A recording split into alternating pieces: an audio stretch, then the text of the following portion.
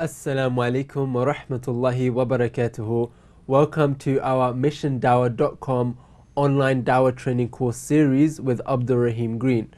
We are going to be talking today about how to get that Shahadah. So we've gone through the whole conversation of the GORAP. How do we actually get them to accept Islam? Firstly, Abdurraheem, can you just give us a summary on what we've discussed throughout the series? A very quick summary is people skills, bypassing the uncomfortable questions, how to start a Dawah conversation, how can you actually start a conversation with someone, and then some guidelines about how we can actually use the GORAP. So GORAP stands for talking about God's existence and God's oneness and the revelation and prophethood, and how it's a very logical, rational, systematic way of going through the basic most important things that a Muslim believes in. Not everything, but it's the most important stuff. So that's really what we've covered up until now.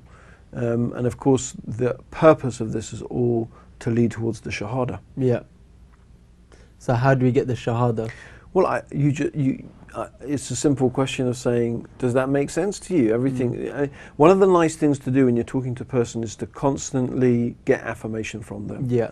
So on each point, obviously you get a balance of getting it right. You don't want to say it every second, but you keep saying, does that make sense? Are you with me? You know, do you agree with that so far? Yeah. Because genuinely, if a person has issues, you want to know about it. Maybe you can clarify them. Maybe you can't. But it's good to make sure the person's with you. So hopefully, by the time you get to the end, you say, well, this is it.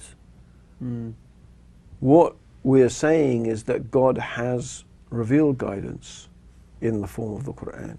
He sent Muhammad, who is his last and final messenger, and that what God wants from us is to accept his oneness, to follow his guidance, and to accept his final messenger. Sure. What if they say, it makes sense, I agree with it all, but I just need to study more. Maybe there's something else out there. Maybe I need to learn a bit more or read the whole Quran before taking the leap. What would you say to that? A lot of these things I judge on a case-by-case basis, because sometimes a person may really need to do that. And again, it's quite a delicate balance between realizing when a person is it's just shaitan. You know, the moment this person is going to come close to becoming Muslim, shaitan is coming personally to make sure that he or she doesn't. Or sometimes it's just their nafs kicking in, and it's not really that they need to study more.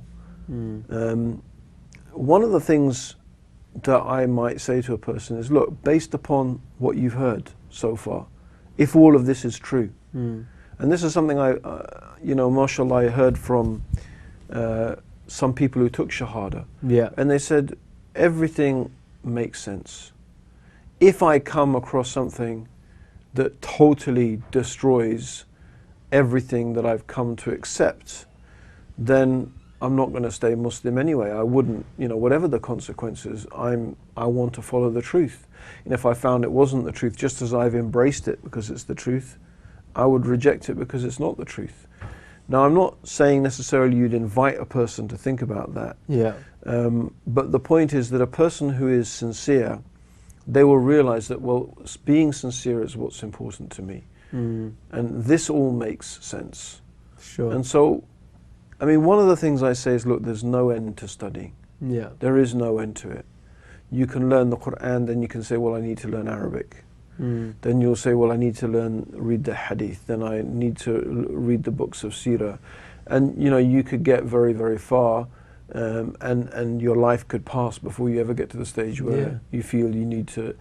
But the point being is, based upon the information that you've got so far, does that make sense? You're going to accept it. Now, like I said, everyone is different. There are some people who genuinely do need to study. Sure. And it's up to you as a da'i to know. When I sometimes say to people, they come to me and they say, I want to take Shahadah. I said, that's okay, mashallah, how much do you know about Islam? Because I get the feeling that the person wants to take Shahadah because they want to marry someone, or it's happened to me when I used to work in the London Central Mosque. So I'd ask, and then I'd say, you know what, that's great, you want to become Muslim. I'll try and tell them what they need to know. And sometimes I say, you need to read and study a bit. Sometimes a person will come and I'd sit and talk with them and they say, that all makes sense, but I just, I need to get my head around this. And I said, no, you do need to study more, because I realize that's what that person needs. Yeah. Because people are different in what gives them certainty. Right. And at the end of the day, the Shahada is a testimony. It is, I bear witness that there is nothing worthy of worship except Allah and that Muhammad is his messenger. Yeah. Why do you want to make a person lie? You don't want to make a person lie, right? So getting the Shahada is important. And unfortunately, you find it's very tempting to fall between extremes. One extreme is, I just tell them and I never get to inviting them. I'm too shy to actually say. The other extreme is, I'm going to make them say Shahada. They won't leave this place until, I don't care whether they believe it or not. I need to tick another Shahada off on my list. Both of those are wrong. We want people to genuinely become Muslim, because it's click with them. Yeah. That's your job. Yeah. Your job is to pass the message, to invite them, to give them all the opportunities. And so when we're going through when we go through the obstacles you might meet in terms of the person getting the Shahada, these are things that, these are like mental blocks a person needs to overcome. Right. Sometimes you can do it straight away, sometimes you can't. Right, that's a very, very valid point, mashallah. Yeah. So for example, somebody's accepted Islam. They say, I believe it, I'm ready, and they take the Shahada. What happens next? This is very, very important to get this right. And again, unfortunately, this is the area where we are failing really badly, because people are taking Shahada and then unfortunately they're apostatizing. Not primarily because of any particular doubts about Islam itself, simply because there's no support network, simply because no one takes them beyond the Shahada. Right. And this is not right. And that's part of the reason why in I-ERA we have formed a support network called Muslim Now. The purpose of Muslim Now is to help look after the new Muslims. However, there's limited things that we can actually do as an organization. Sure. So every individual needs to, the primary responsibility is with the da'i. The da'i, yeah. The primary responsibility is with the da'i. And the responsibility is that person needs to start praying. Once they've taken Shahada, they need to start praying. That's why we also recommend, before the Shahada, you do a brief outline of the 5 pillars of Islam. Right. And the main articles of Iman, and some of the basic duties. Not like, oh, you're going to need to get circumcised tomorrow, right? That you don't need to mention that. But the fact that you need to pray, right, 5 times a day, you have to give some of your, the 5 pillars of Islam. Then you have to speak the truth. You have to keep your promises. Yeah, basic things like that.